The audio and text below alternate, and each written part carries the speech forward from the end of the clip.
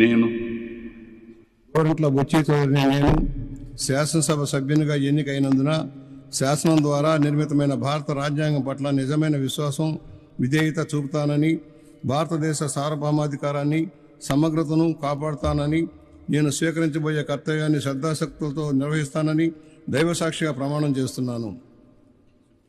నేను